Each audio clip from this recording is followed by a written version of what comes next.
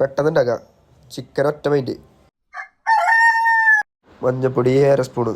അത് കഴിഞ്ഞിട്ട് അതിലേക്ക് 2 സ്പൂണ് മുളക് പൊടി, 2 സ്പൂണ് മല്ലിപ്പൊടി, പിന്നെ 1 സ്പൂണ് ചിക്കൻ മസാല, 1/2 സ്പൂണ് കുരുമുളക് പൊടി, 1/2 സ്പൂൺ ഗരം മസാല, 1 സ്പൂൺ ഉപ്പ്. ഓക്കെ. എന്നിട്ട് നേരെ ഇഞ്ചി വെളുത്തുള്ളി പച്ചമുളക് അതൊരു സ്പൂൺ അളവിൽ എടുക്കുക നോക്കിയിട്ട്. എന്നിട്ട് കുറച്ച് മല്ലിയില അതിൻ്റെ മേലെ കൂടെ വെതറുക. എന്നിട്ട് 2 സവാള വറുത്തത് നൈസായിട്ടൊന്ന് ഫ്രൈ ആക്കിയതില്ലേ അത് നേരെ അതിലേക്ക് ഇടുക.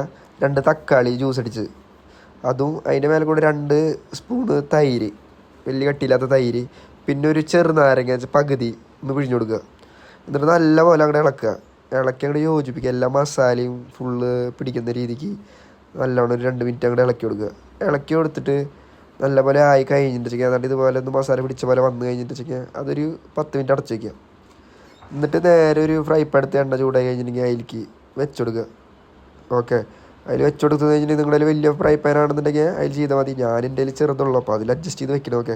അപ്പോൾ അതിൽ വെച്ച് കൊടുക്കുക. അതിൽ വെച്ച് കൊടുത്തിട്ട് ഇളക്കൊന്നും വേണ്ട, നേരെ ഒന്ന് വെച്ച് എല്ലാം ഒന്ന് സെറ്റാക്കി വെച്ച് കഴിഞ്ഞിട്ട് വെച്ചാൽ നേരെ ഒരു മൂടി എടുത്ത് അടച്ചു വയ്ക്കുക.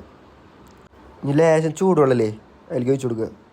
കുറച്ച് മതി. എന്നിട്ട് അത് ഇളക്കൊന്നും വേണ്ട, അത് ഒഴിച്ച് കൊടുത്തിട്ട് അങ്ങനെ ഇതായി വരുമ്പോൾ നേരെ അടച്ചു വയ്ക്കുക. ഒരു 15 മിനിറ്റ് കഴിഞ്ഞിട്ടുണ്ടെങ്കിൽ നേരെ തുറക്കുമ്പോൾ ഏതാണ്ട് ഇത് ഇതിലായി ഉണ്ടാവും. എല്ലാം വെള്ളമൊക്കെ ഒന്ന് വറ്റി ചിക്കനൊക്കെ ഒന്ന് നല്ല പോലെ വെന്തുണ്ടാവും. ഓക്കെ.